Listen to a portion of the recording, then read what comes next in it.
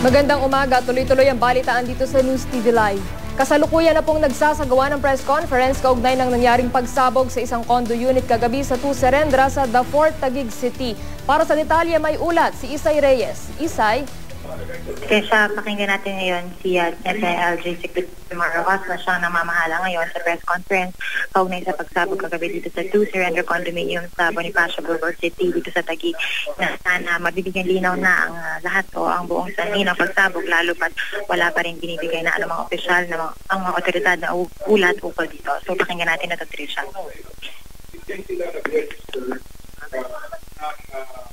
Amoy ng fumes o residue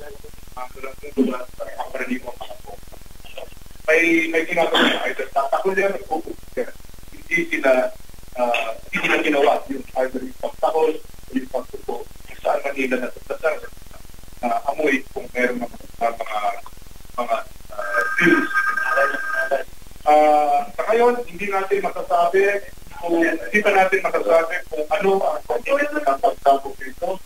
Chine-check lahat ng forensic evidence, yung protection, yung so-called PSC, yung iba pa ay tinitingnan yung unit mismo, yung 501, at yung mga unit.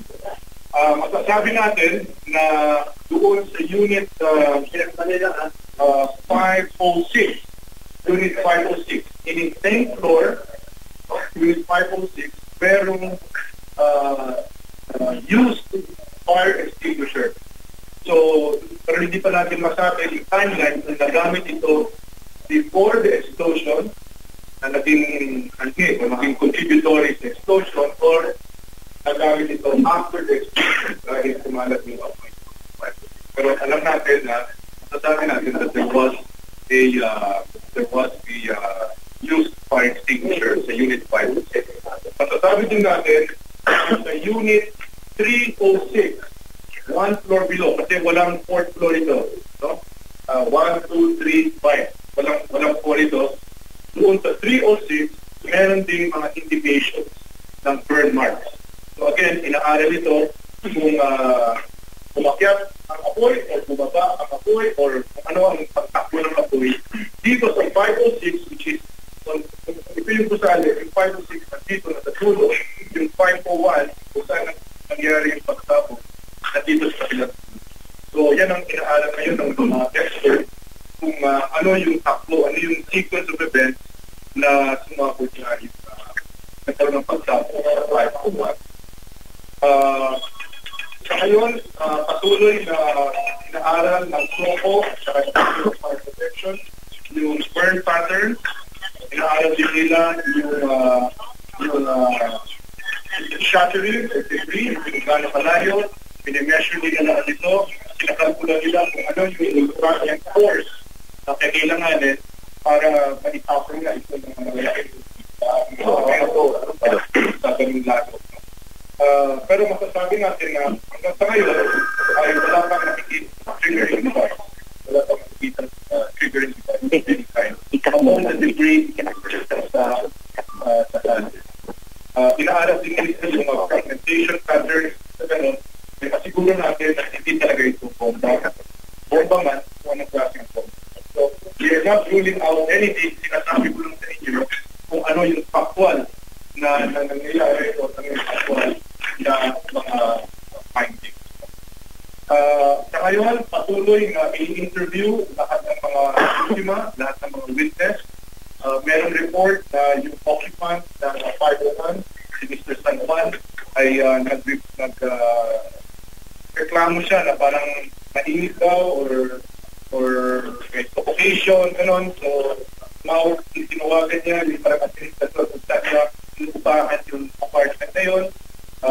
So, lahat sila i-interviewin para magkaroon ng sequence of events.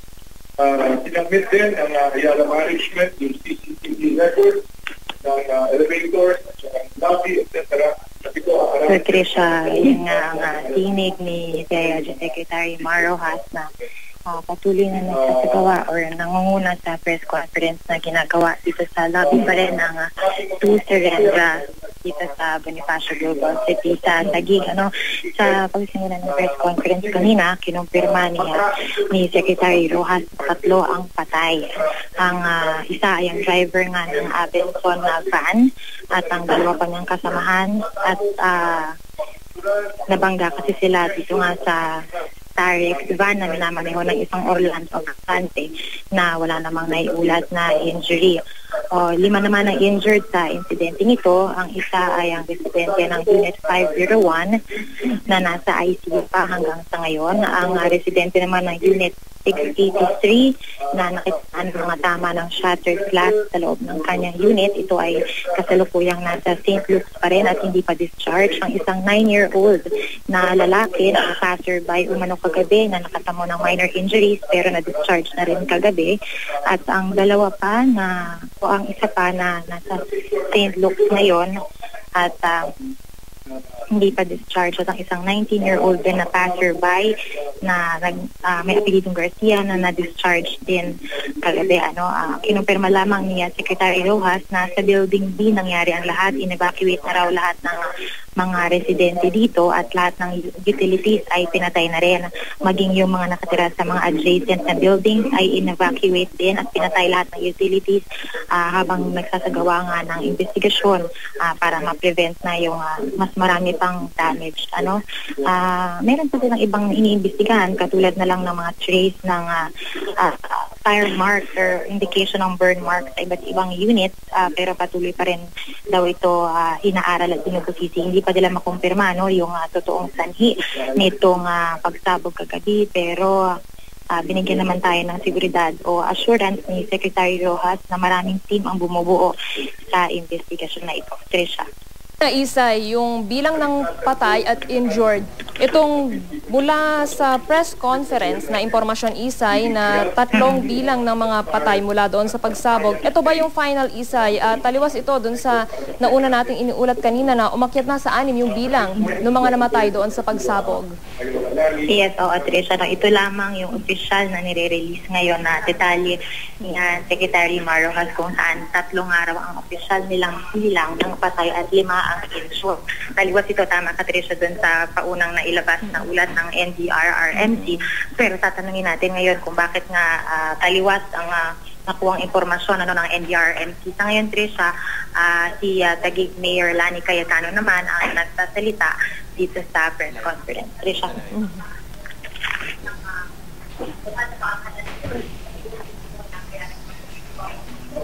Isay, itong nakikita natin ay ang live na kuha natin ng nangyayaring press conference ngayon sa lobby ng Serendra 2 o 2 Serendra, Isay. Yes, Trisha, tama ka. Inaasahan natin na magsasalita rin ngayon na si NCRPO Chief Estina, maging si General Pulisimo, of course, ng PNP na magbibigay ng detalye kung ano ba ang proseso ng investigasyon na kanilang sinasagawa ukol sa insidenteng ito ng pagsabog kagabi. Ang tinutumbok ng investigasyon, Isay, ay gas leak. Itong mga binanggit kanina ni Secretary Rojas tungkol sa pag-iimbestiga ng mga burn marks at yung mga yung gamit na fire extinguisher daw sa may Unit 506. Consistent ba ito, Isay, doon sa tinutumbok ng kanilang investigasyon? Naman ang magiting na pangungulagin ng ating consistent naman ito doon sa tinutumbok. Lumalabas nga na lead na simula pa kagabi na gas leak na dahil mayroong nga mga burn marks at mga burn marks sa iba't ibang unit at dun sa isang unit na kanilang pinasok nakakita sila ng fire extinguisher. Samantala, Isay, pasensya ka na, Isay, putulin muna natin sandali. Pakinggan natin si Taguig City Mayor Lani Cayetano na nagsasalita ngayon sa press con. Mula po sa Philippine National Police, sa DILG, sa Bureau of Fire, hindi ho sila nagpapahinga, talaga hong hindi bumibitaw. Sa mga pagkakataon pong ito, ako po ay humaharap sa inyo upang makita po ninyo na sa mga mapapait na pangyayaring tulad na to, mahalaga pong makita ninyo ang lahat ng ahensya ng gobyerno na magkaisa sa pagbibigay ng solusyon sa mga problemang ito. Nagpapasalamat din ako sa 100% cooperation ng Ayala Corporation at ginagarantiyahan po nila sa lokal na pamahalaan ang kanilang pakikiisa sa investigasyon na ito. Maraming salamat po muli at siguro ho, Mr. Secretary, bibigyan din ho natin ng pagkakataon na makapagsalita si Mr. Tony Aquino. Salamat po. Salamat, Mayor, at saka salamat, Secretary Mar. Kami po sa Ayala Land ay nais din po naming masabi na kami po ay makikipagtulungan ng lubos sa ating pamahalaan, sa lahat po na nag-iimbestiga para po makita yung ating hinahanap na nasabi ni Secretary Mar tungkol doon sa kaligtasan at katiyakan. At yun po ay aming talagang bibigyan ng total support. Bukod po dito ay nakikipagtulungan din po kami with Taguig City para din po doon sa pagtulong din doon sa mga naulila, lalo na po doon sa namatayan, kung saan po kami ay nakikiramay. At doon naman po sa mga nasugatan na nandoon sa ospital sa St. Luke's, yun din po ay aming inaasikaso sa kasalukuyan. Ganon din po yung mga residente dito na dahil para ma-preserve po natin yung kanilang kaligtasan, kinailangang mailikas at mailagay doon sa ibang hotel. Yun din po ay aming ginawa kagabi para po naman magampanan yung katiyakan at kaligtasan objective ng ating pamahalaan. So, yun po ang aming ginagawa ngayon at kami po ay unang-una nakikiramay din po at nagpapasalamat din po kami kay Secretary Mar, sa ating Pangulong Aquino at kay Mayor Lani at sa ating lahat ng mga ahensya na naririto dahil po nais din po namin na mabigyan lunas at saka mabigyan ng katiyakan kung ano po ang nangyari dito. Maraming salamat po. Okay. Diyan nagtatapos yung briefing. We'll take a few questions. Anong order dito? Para hindi tayo magsigawan. Ikaw muna. Sige. So sabi nyo natin, you say crime scene. Meaning a crime has been committed to. Well, there has been an explosion. There have been 3 deaths, 5 injured. So until we determine that there has been no crime, that it is an accident, the presumption is there is a crime scene. So someone committed a crime? Well, we won't go into whether somebody has committed a crime or not until we know kung ano ba talaga nangyari rito, di ba? But the objective here is to preserve the evidence, to preserve the indicators para nga malaman at magawa ng pulis ang kanilang trabaho. So hindi po intentional o accident po yung nangyari? Di natin masasabi.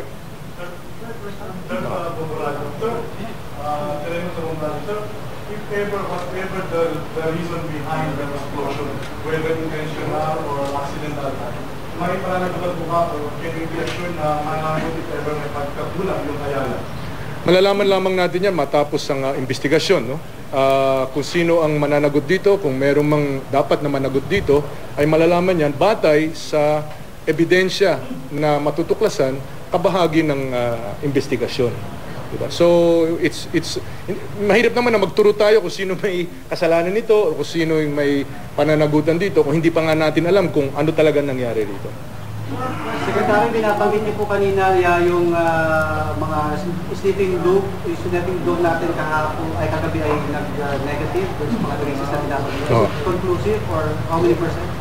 Well, hindi ko gusto bigyan ng porsyento, pero masasabi ko lang factual yon, no? Na yung 3 sniffing dog teams na yon na nagmula sa 3 iba't ibang kennel ay hindi sila nagbigay ng indikasyon na merong traces ng bomb explosive. So it is significant but insufficient to outright determine na there is no bomb.